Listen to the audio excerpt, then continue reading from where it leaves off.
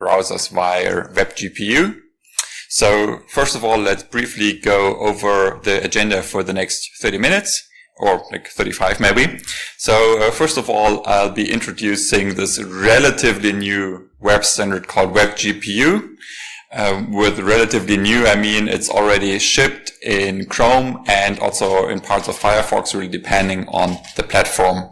And the goal of this web standard is to expose the computational capabilities of a GPU directly to the web.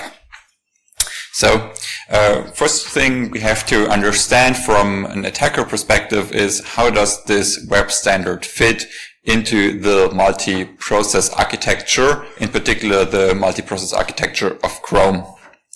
Once we have this general understanding, it's time to look at the attack surface, and in particular, where within the WebGPU stack do we have potentially vulnerable components which are processing inputs directly from the web. After identifying those components, it's part to speak a little bit about fuzzing, and in the second part of this talk, I'll be demonstrating how you can construct a domain-specific fuzzer that is specifically targeting WebGPU.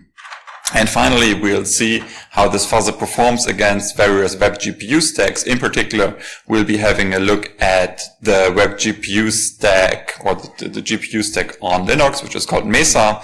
And we'll also have a look at the Android GPU stack, namely the ones which are shipped in Mali, the ones which are shipped by Adreno, and also Imagination.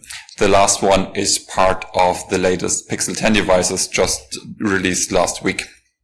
So, WebGPU in Chrome.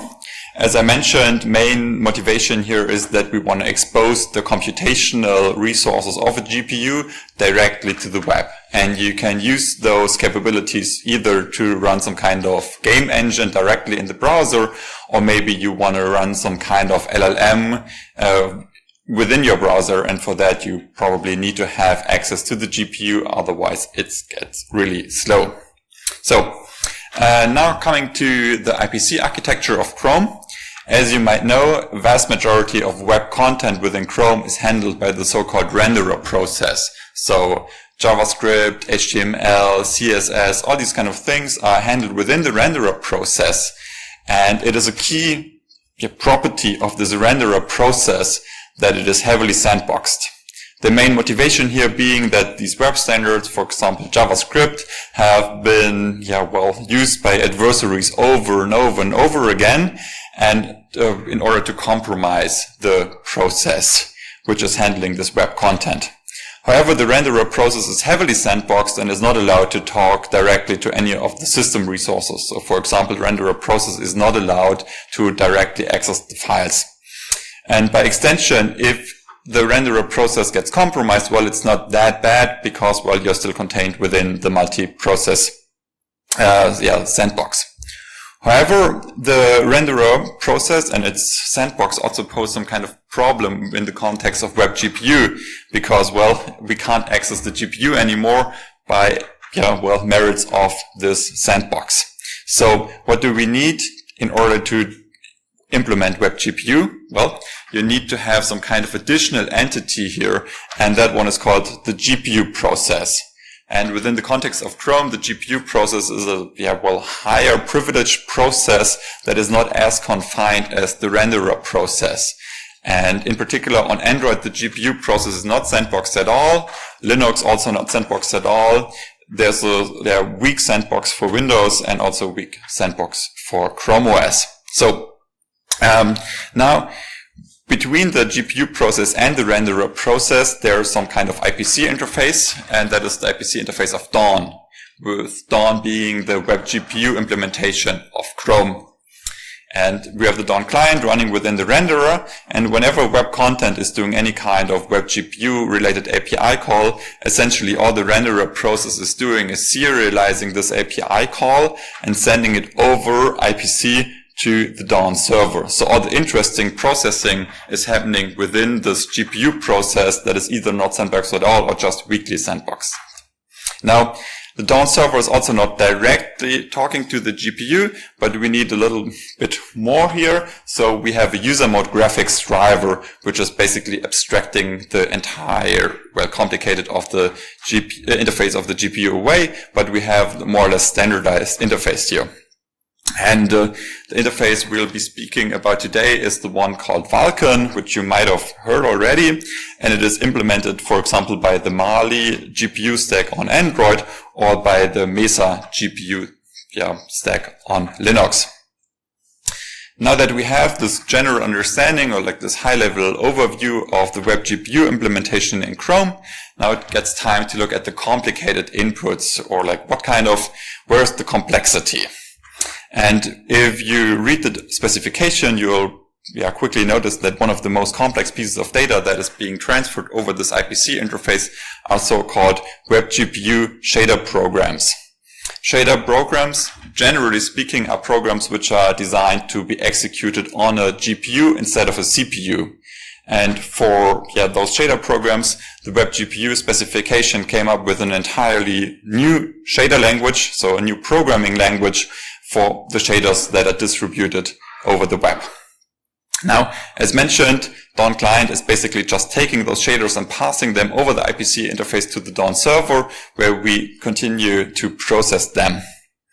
However, like Mali and Mesa, they don't directly accept the shaders written in this new language, WebGPU shading language, but instead the Dawn server has to translate them to the shader representation that is mandated by the API surface, so the surface of Vulkan, which means the Dawn server is translating the shader files into Sphere V, which is the standard portable intermediate representation 5. And we still need some more processing because the GPUs can't execute Sphere V. So what we need here is some kind of compilation from Sphere V to some kind of instruction set architecture that is actually implemented by the GPU. And this compilation process is happening, say, for example, within Mali, it is happening within Mesa, it is happening with all of those shader compilers. There's also one on Windows, not part of the talk today, but generally speaking, you have it on all platforms. And those shader compilers, well, they traditionally haven't been really hardened because you usually just had like some kind of local adversary, not so much of a threat. Modeling going on here, but now with WebGPU and to some extent also by the older standard WebGL, those shader compilers are exposed directly to the web, processing complex inputs, and of course Mesa, Mali, and all of those shader compilers are written either in C or C++. So it's quite of an interesting surface because we're speaking about millions of lines of code here. For example, like the Mali shader compiler is a variant of LLVM, also goes for the Qualcomm shader compiler and Imagination shader compiler. Mesa is not built on LLVM. It's like a custom thingy written in C, but still there's a lot of complexity there, which we can target. So, as mentioned, we need to pass the compiled version to the GPU. So, next step is shader compiler fuzzing. So what we would like to do is to come up with some kind of fuzz testing approach that allows us to generate those WebGPU shaders and pass them into the shader compilation pipeline with the hope of triggering some kind of memory unsafety issue like out of bounds, use of the freeze within the shader compiler. And high-level overview for the setup is, of course, we have those web shaders. We pass them to the Dawn server, get the Sphere V intermediate representation, and then pass it on to the user mode graphics driver. So this is like the target we would like to fuzz.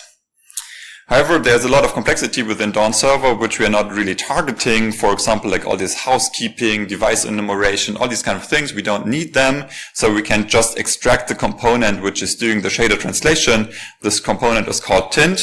And for the remainder of the talk, we can more or less forget about the Dawn server. Just tint is the interesting component here.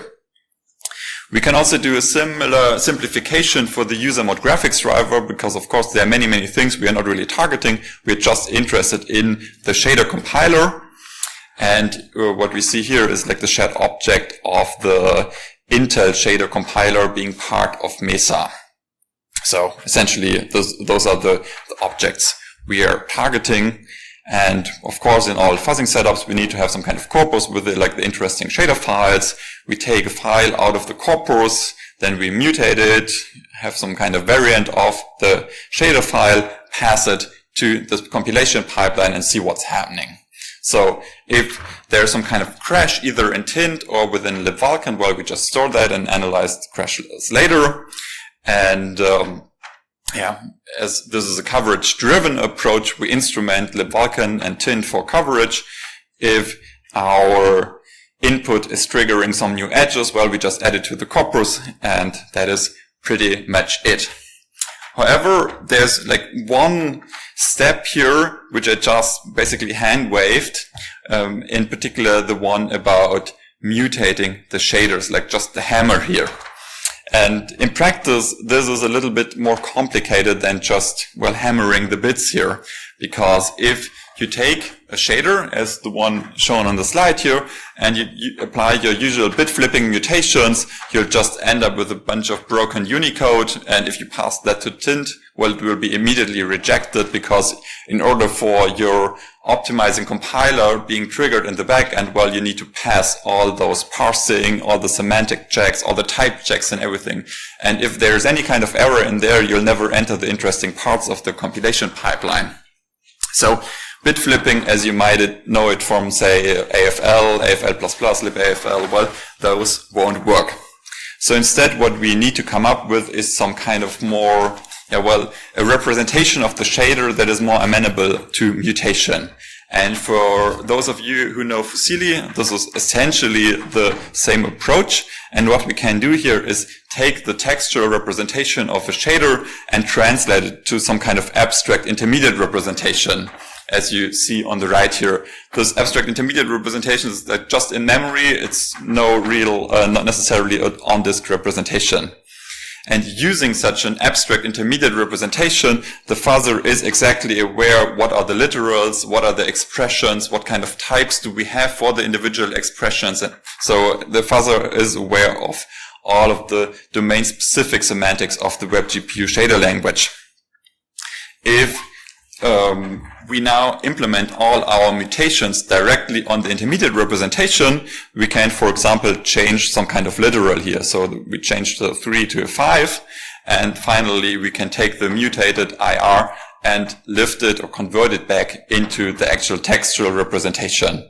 And of course, just changing the literals is a pretty boring mutation, and you most likely won't find any issues within the shader compilers. However, the fuzzer is also aware of or implement a couple of more interesting mutations. For example, we can change the input of an expression, and here it becomes quite important that the fuzzer knows the exact type. So are we speaking about a pointer? Is it a struct? Is it a vector, a matrix? And all these kind of things influence what you can actually do with a certain expression.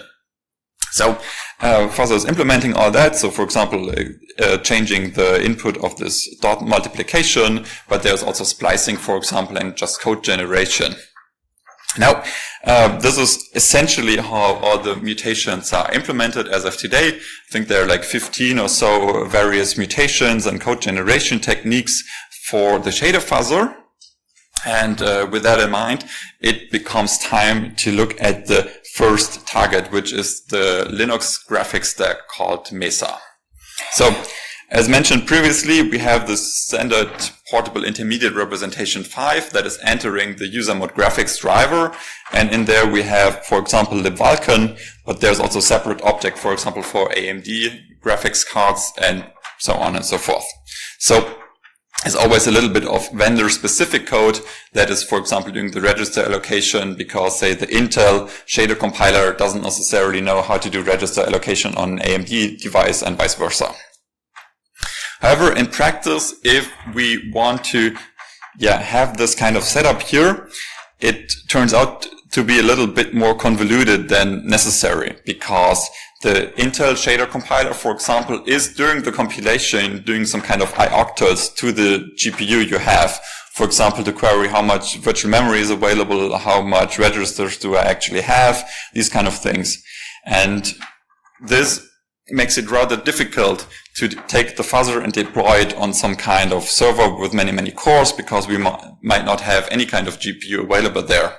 So what I've been doing for this particular project is essentially implementing some kind of stub GPU that is injecting the correct results for the ioctals. And I've been using my laptop, capturing like the ioctal values that are queried from the GPU, and using that to implement some kind of stub GPU that allows the fuzzer to, well, actually interface, allows the shader compiler to run without actually a GPU being available. And of course, just running the fuzzer on my laptop is not really an ideal environment, because I have like 4 cores or something like that, or maybe 8. But if we deploy that to a single server with, say, almost 400 cores, and we use a couple of servers, we get quite a little bit of compute here. And we start to see some kind of interesting issues falling out of that. And those issues are all reachable via Chrome. So they're not necessarily within the Chrome code base, because it's just a code base that is exposed by Chrome to the web. But the actual code base is the one, developed by, say, Mesa or other shader compilers. And in total, I think I found like 14 or so issues within the Mesa shader compiler, all exposed to the web. And mostly, I think all of them have been reported to the Chrome bug bounty program. And vast majority of them are fixed as of today. I think like there are 2 or so which are still being worked on. And so after that, there is I've been working on Android as well. So we have 3 different WebGPU stacks we can reach. So we have the one in Mali, for example, like in your Pixel 8 device, something like that. You have Mali GPUs. There are Adreno GPUs, many of them in Samsung devices, but there are also others. And Imagination, as far as I know, just used in the Pixel 10 devices. Maybe some others, but at least Pixel 10 devices are shipping a GPU stack from Imagination. So again, we have the same high-level setup here. So we have our corpus, our mutations, and all these kind of things we have been going through previously. Difference here is that we are not targeting like libintel, Vulkan, but instead here we see the shared object as shipped by, that one is from Qualcomm, so the Adreno GPU stack. One of the problems we here have, though, is that we can't directly compile the libLLVM from Qualcomm ourselves, but we only have this as a shared object as distributed by Google. So we don't have any kind of coverage instrumentation, which makes it rather difficult for the fuzzer to explore the interesting code paths.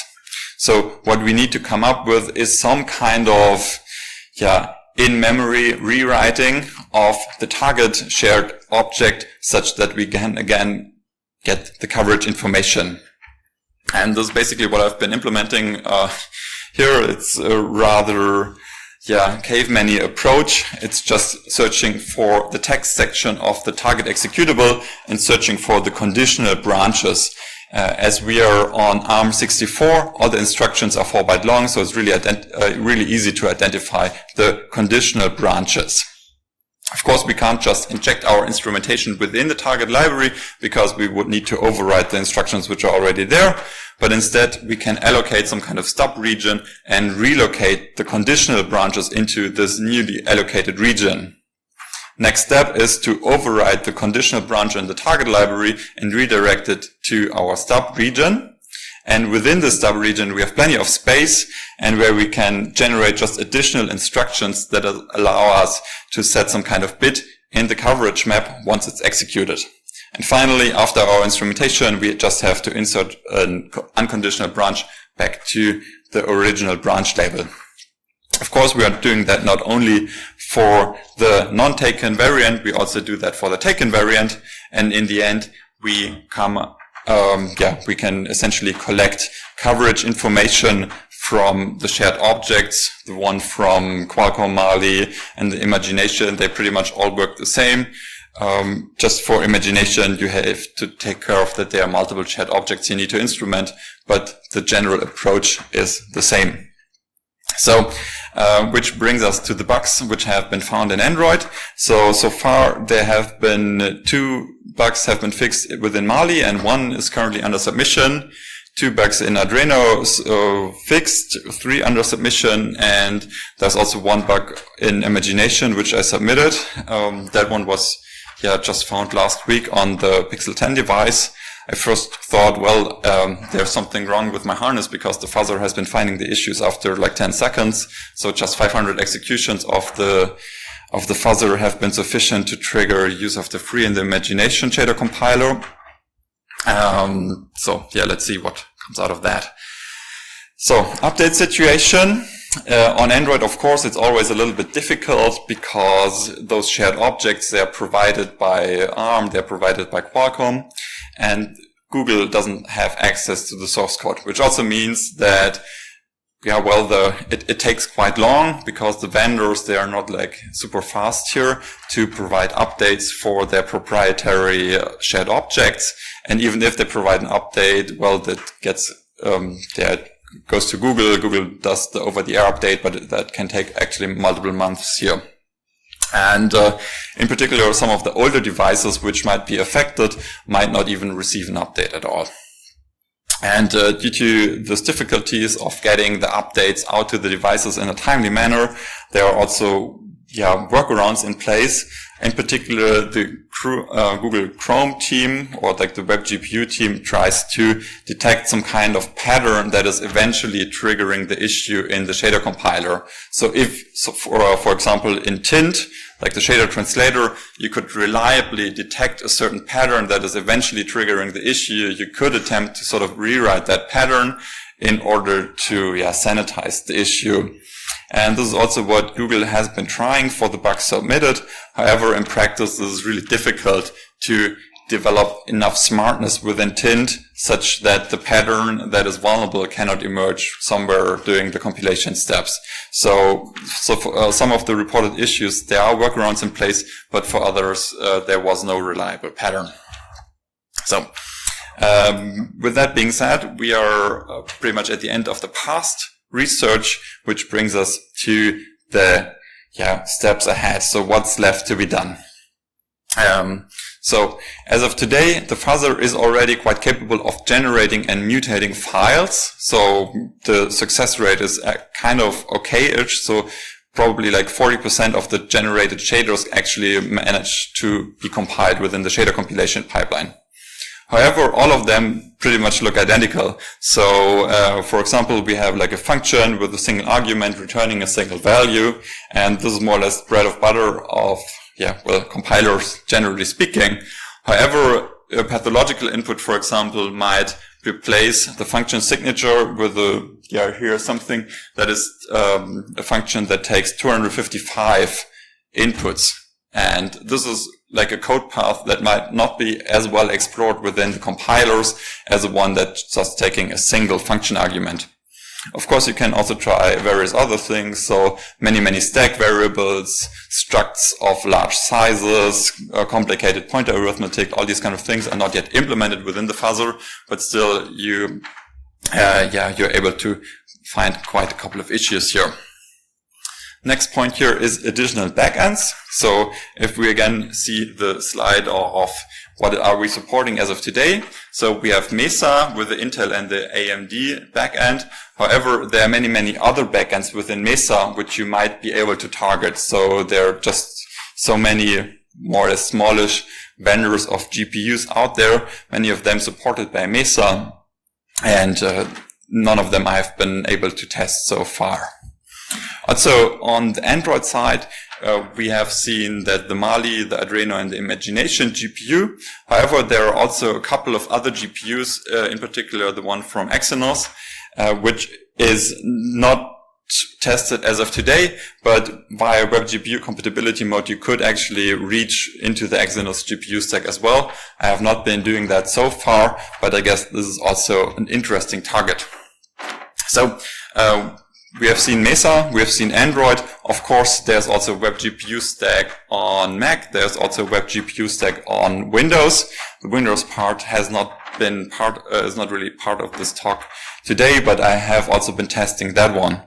And due to the complexity of the backends and the amount of backend, it gets really, really annoying for like Google or like other browser vendors as well to defend against all those issues within the backends of those shader compilers, because say Imagination, Mali, Adreno, each of them is like a million line code plus, because we are essentially taking LLVM in some kind of old version, adding many, many custom extensions and then shipping that. Mesa is not that many lines of code, but still vast amount of complexity.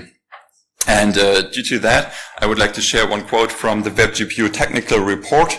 So essentially like a documentation from Google, which states, user mode graphics driver complexity could reach a point where it becomes indefensible.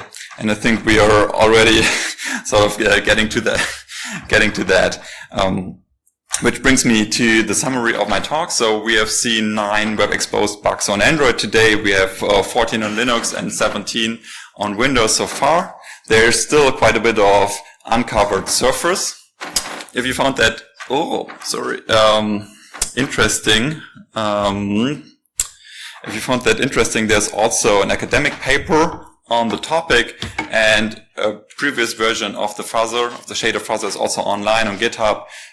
Feel free to check it out. It's mostly the Fuzzer which is aiming at the Windows graphics stack. You would need to adapt it a little bit. In particular, you would need to adapt the harness if you want to deploy it on Android or Linux. But the general concepts are there. And with that, I'm happy to answer any questions.